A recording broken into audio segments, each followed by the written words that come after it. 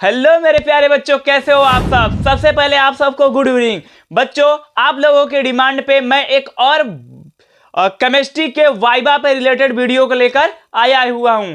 आज के इस वीडियो का जो टॉपिक होगा बच्चों, डाई एथिल ईथर पे वाइवा में कैसे क्वेश्चन पूछे जा सकते हैं, साथ ही साथ बच्चों डाई एथिल ईथर पे बोर्ड में भी क्वेश्चन कैसे पूछे जाएंगे, कैसे क्वेश्चन आते हैं, उन सारे क्वेश्चन के बारे में आज हम लोग डिस्कस करने वाले हैं कुछ ही समय में। तो आप वीडियो के लास्ट तक बने रहिएगा। आपको मैं पूरा यकीन दिलाता हूं कि आपके सारे कॉन्सेप्ट को मैं एकदम क्लियर करा के छोड़ूंगा।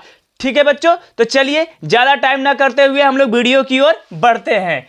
तो देखो बच्चों, सबसे पहले आपको ध्यान देना है कि एक यहाँ पे चित्र बनाना होगा। देखो मैंने चित्र थोड़ा जल्दी जल्दी रफली बनाया है, आप अच्छे से बना लेना चार्ट पेपर पर। क्लियर। उसमें क्या होगा, यहाँ गोल पेंदी का एक आसमान फ्लास्क होता है बच्चों। ठीक है, यहाँ एक बर्नर होता है और देखो यहाँ पे एक थर्मामीटर लगा होता है। इसके ऊपर एक कीप होता है बच्चों, इसका नाम क्या होता है, कीप होता है। इसमें क्या होता है, H2SO4, मतलब बच्चों H2SO4 को हम कहेंगे क्या, H2SO4 को हम लोग क्या कहेंगे बच्चों, बताओ। एथेनॉल। क्या कहेंगे, एथेनॉल या एथिल अल्कोहल भी बोल सकते हैं, इसको बोल सकते हैं एथिल अल्कोहल भी। क्लियर है बच्चों।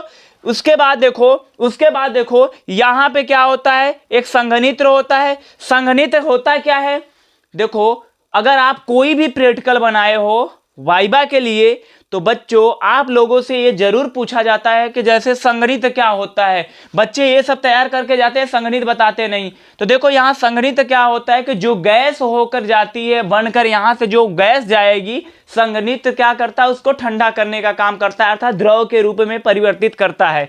क्लियर।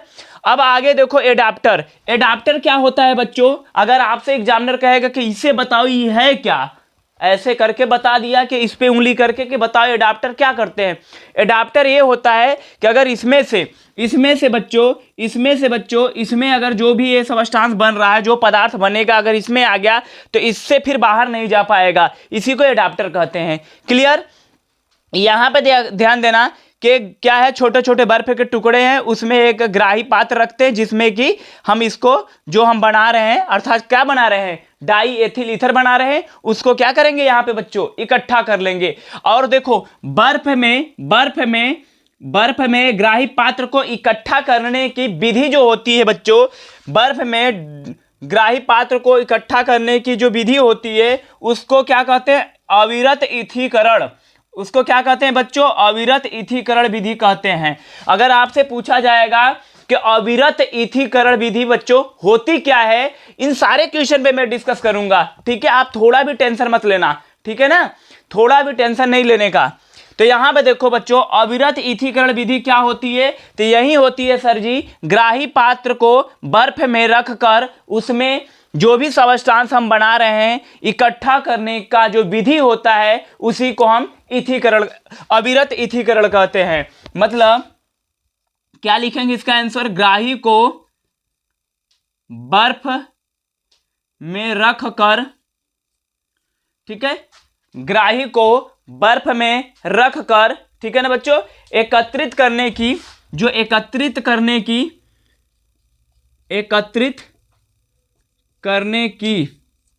विधि होती है ना, ग्राही को बर्फ में रखकर एकत्रित करने की जो विधि होती है उसी को बोलते हैं अविरत ईथीकरण विधि। समझ में आया मेरे बच्चों, समझ में आपको ये आया। चलो अब देखो बच्चों, इसको बनाते कैसे हैं, मेन चीज तो अभी मैंने बताया क्या क्या चीजें हैं, बनाते कैसे हैं बच्चों। तो ये 2 चरण में भी बनती है, 1 चरणों में भी बनती है। क्लियर। 2 चरणों में भी बनती है और 1 चरणों में भी बनती है। तो आपको मैं आसान सा सिखा दे रहा हूं। देखो ये क्या है, एथिल अल्कोहल। क्या है बच्चों, एथिल अल्कोहल, मतलब कह सकते हैं C2H5OH। ठीक है, और इसके साथ ध्यान देना C2H5OH को हम क्या करते हैं, सांद्र H2SO4 के साथ, ठीक है बच्चों, सांद्र H2SO4 के साथ 140 डिग्री सेल्सियस पे, यहां पे लिख देता हूं 140 डिग्री सेल्सियस पे क्या, सांद्र H2SO4 के साथ किसको, एथिल अल्कोहल को गर्म करते हैं जब, तो क्या बनता है die ethyl ether C2H5O C2H5, ठीक है, प्लस H2O निकलेगा। और इसके कितने अणु रहेंगे बच्चों? इसके 2 अणु रहेंगे, तब तो डाई एथिल ईथर मिलेगा, ठीक है। इसके कितने अणु रहेंगे? 2 अणु रहेंगे। ये जो रिएक्शन होगा वो एक ही चरण में हमने करा दिया। याद रखना, अगर आपको पहले इसको इसके साथ कराना होगा तो एथिल सल्फेट बनता है, ठीक है, फिर उसको उसका टेम्परेचर जो होता है 100 से 110 डिग्री सेल्सियस होता है, फिर 140 करना ही होगा आपको। तो आप ध्यान देना, क्या करना, एथिल एल्कोहल को सांद्र H2SO4 के साथ 140 डिग्री सेल्सियस पर गर्म करने पर बच्चों क्या बनता है? डाई एथिल ईथर प्राप्त होता है सर जी। डाई एथिल ईथर कैसे प्राप्त होता है? एथिल एल्कोहल को, ये क्या है बच्चों? ये दोनों क्या है? एथिल एल्कोहल,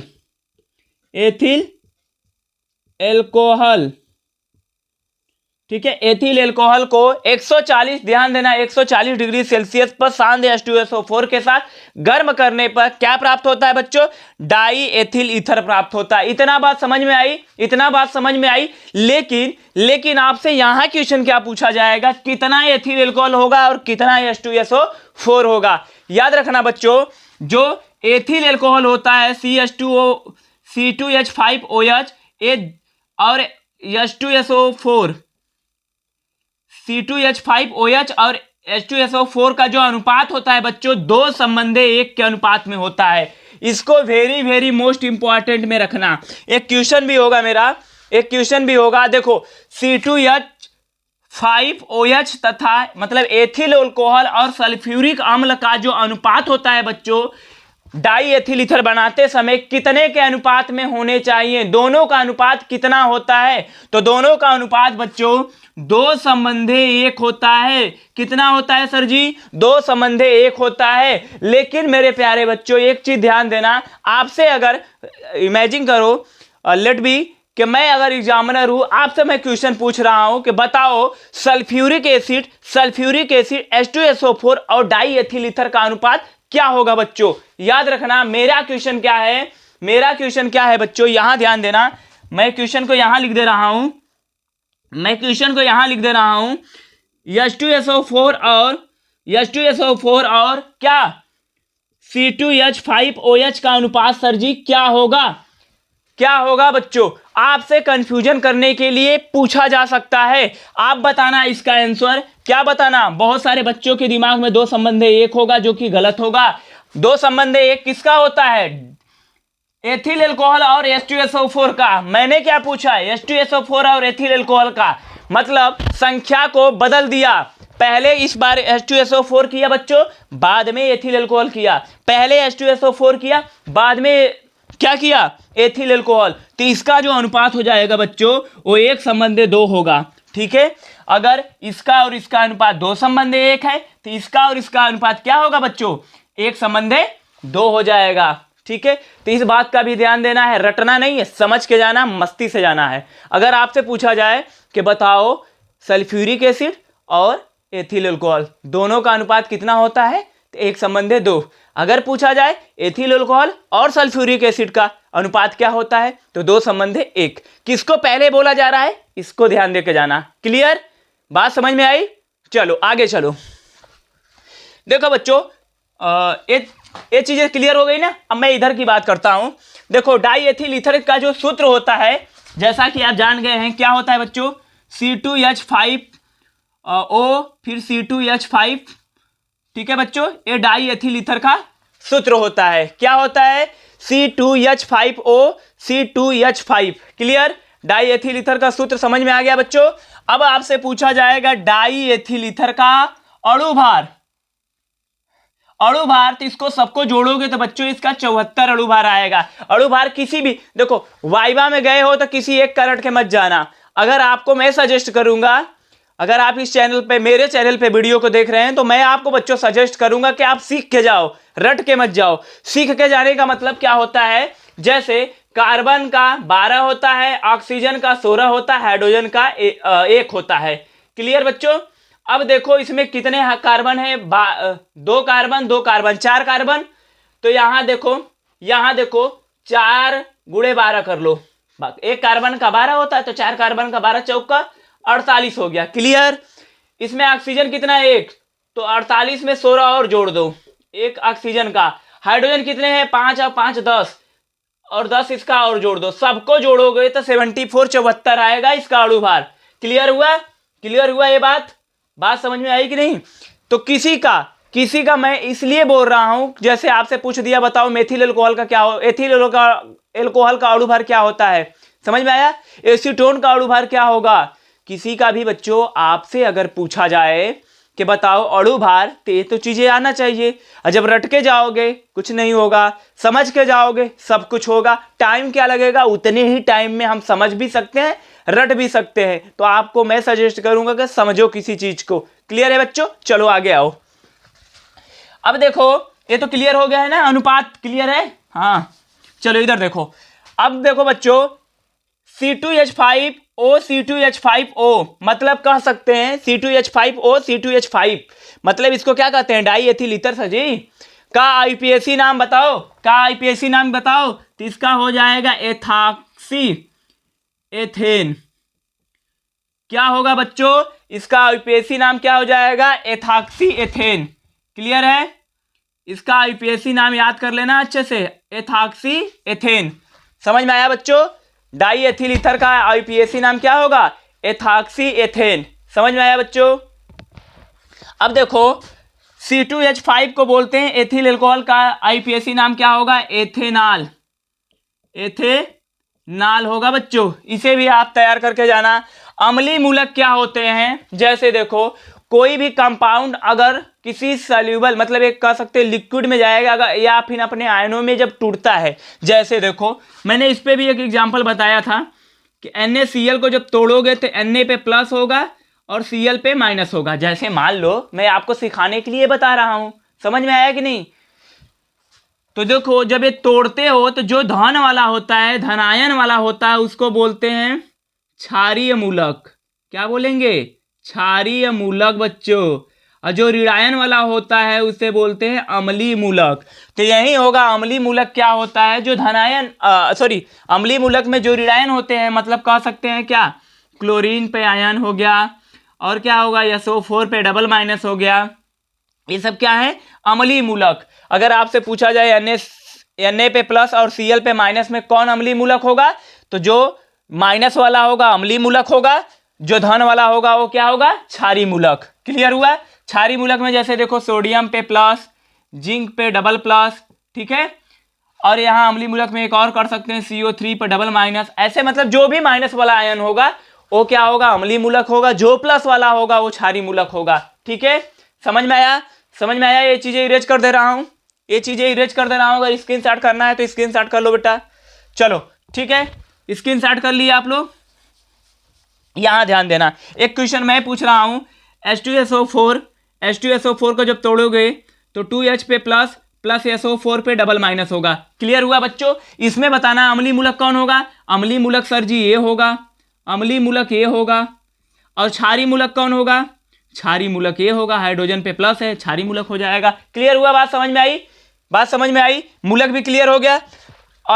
अविरत इथीकरण विधि क्या है? ग्राही को बर्फ में रखकर जो भी पात्र होगा, जो भी सबस्टांस बन रहा है, उसको एकत्रित करने की जो विधि होती है उसी को क्या कहते हैं? उसी को इथरीकरण कहते हैं। समझ में आया? C2H5O C2H5 त्वचा के संपर्क में आने पर कैसा होगा? देखो अगर डाई एथिल ईथर आपको सटा दिया जाए, आप पे गिरा दिया जाएगा तो आपको कैसा लगेगा? ठंडक महसूस होगा। कैसा लगेगा? ठंडक महसूस होगा। क्लियर हुआ? तो आपको बच्चों डाई एथिल ईथर जब त्वचा के संपर्क में आता है तो ठंडक महसूस होता है। एक चीज और, इसे सूंघने पे क्या होती है? बेहोशी भी होती है। इसे सूंघेंगे तो हम बेहोश हो सकते हैं। समझ में आया बच्चों? यह कार्बनिक विलायकों के रूप में इसका यूज कर सकते हैं। देखो अगर आपसे 2-4 एग्जामिनर पूछ दिया कि बताओ इसका उपयोग कहाँ करेंगे, तो कार्बनिक विलायकों में करते हैं, औषधियों के निर्माण में करते हैं। समझ में आया कि नहीं बच्चों? 1-2 याद कर लेना। कार्बनिक विलायकों में, औषधियों में, प्रयोगशाला में अभिकर्मक के रूप में, ऐसे बता सकते हैं हम लोग। ठीक है, कार्बनिक विलायकों में, प्रयोगशाला में अभिकर्मक के रूप में, औषधियों के निर्माण में किसका यूज करते हैं? डाई एथिल ईथर का निर्माण करते हैं। समझ में आया बच्चों? क्लियर हुआ बात? चलो अब देखो कौन सा टॉपिक रह गया, सबसे इंपॉर्टेंट टॉपिक इस वीडियो का सबसे इंपॉर्टेंट टॉपिक। एक तो था कि इसका अनुपात किस अनुपात किस में होता है। दूसरा, जब बन जाएगा डाई एथिल ईथर को शुद्ध करने के लिए किसका प्रयोग करते हैं? कैल्शियम क्लोराइड का बच्चों करते हैं। किसका करते हैं? कैल्शियम क्लोराइड CaCl2 का प्रयोग करते हैं। ठीक है, C2H5O C2H5 मतलब डाई एथिल ईथर को शुद्ध करने के लिए किसका प्रयोग करते हैं? कैल्शियम क्लोराइड CaCl2 का करते हैं प्रयोग। समझ में आया बच्चों? तो ये सारे टॉपिक जो है आपको वाइबा के दिन, वाइबा से पहले अच्छे से तैयार करके जाना है, चार्ट पेपर पे बनाकर अच्छा से डायग्राम, और उसके बाद जाना है। और ध्यान देना, मैंने आपको पहले भी बताया था कि जो भी रूल हो, जैसे नियम, फैराडे का नियम, कोरराउस का नियम, राउल्ट का नियम, हेनरी का नियम मत छोड़ना और परीक्षण मत छोड़ना। परीक्षण और नियम को याद कर लेना, बाकी अपने चार्ट पेपर के बारे में तैयार कर लेना। आपका वाइबा बहुत अच्छा जाएगा। और हाँ, आपसे मैं बताना चाहता हूं कि कल हो सकता है, कल ही आपके लिए एक वीडियो फिजिक्स, केमिस्ट्री और बायोलॉजी का मैं अपलोड करने वाला हूं, जिसमें पूरे केमिस्ट्री से वाइबा में आप डाई एथिल ईथर बना के जाओ, कोई दिक्कत नहीं है। लेकिन आपसे और क्वेश्चन भी पूछा जा सकता है। आप गैल्वेनिक सेल बना के जाओ, तब भी कुछ दूसरा पूछा जा सकता है। आप क्लोरोफॉर्म बना के जाओ, तब भी कुछ क्वेश्चन दूसरा पूछा जा सकता है। तो कैसे कैसे क्वेश्चन पूछे जाएंगे, पूरी किताब से कल मैं एक वीडियो बनाऊंगा जिसमें पूरी किताब के सारे इंपॉर्टेंट क्वेश्चन वाइबा के होंगे, तो उसे आप देखना मत भूलिएगा। हाँ, अगर चैनल पे आप नए हैं बच्चों तो चैनल को सब्सक्राइब कर लीजिए, जिससे कि जब मैं वीडियो डालूं तो इसका नोटिफिकेशन सबसे पहले आप तक पहुंचे। कुछ मैं ज्यादा नहीं ना तेज बोल रहा हूं, ठीक है। पेपर देखो बहुत पास आ गया ना, तो हो रहा है कि कितना जल्दी एनर्जेटिक मतलब हो जा रहा। आप पढ़ रहे हो ना, तो टेंशन यहाँ भी है कि कितना जल्दी वीडियो को बनाया जाए, कितना जल्दी डाला जाए, कि जैसे कि जल्द से जल्द बच्चों तक ये वीडियो पहुंच जाए। ठीक है ना बच्चों? अगर मेरी रफ्तार कुछ ज़्यादा हो जाती है तो आप उसको डबल पे मत करके देखना, जो नॉर्मल स्पीड होती है वही देखना। अगर कोई और दिक्कत होती है तो आप मुझे कमेंट करके बताएंगे, उसका निवारण किया जाएगा। ठीक है बच्चों? तो एक चीज़ आपको लास्ट में मैं बताना चाहता हूँ कि देखो आप क्या करना, इसमें ये सारे चीजें कंप्लीट है, इतना इनफ है आपके वाइबा के लिए। ठीक है, इस चार्ट पेपर से बस एक चीज आपको करना है, एक चीज इसके रासायनिक गुण में आपको इसका जल अपघटन, इसका आपको याद करना होगा, थोड़ा सा कर लेना रिएक्शन जल अपघटन। ठीक है बच्चों, इसका जल अपघटन करके जाना, डाई एथिल ईथर का जल अपघटन करते हैं तो क्या होगा। और दूसरा, इसका HI से क्रिया करा लेना, हाइड्रोजन आयोडाइड से क्रिया करा लेना। और एक और, गर्म व सांद्र H2SO4 के साथ क्रिया, गर्म व सांद्र H2SO4 के साथ क्रिया। ये 2-3 रिएक्शन पूछा जा सकता है, तो इसे भी तैयार कर लेना। ठीक है बच्चों, तो इसे स्क्रीनशॉट कर लो आप लोग। तो बच्चों, ये वीडियो कैसा लगा मुझे कमेंट करके जरूर बताइएगा। मिलते हैं अगले वीडियो में जल्दी, तब तक के लिए धन्यवाद। ठीक है।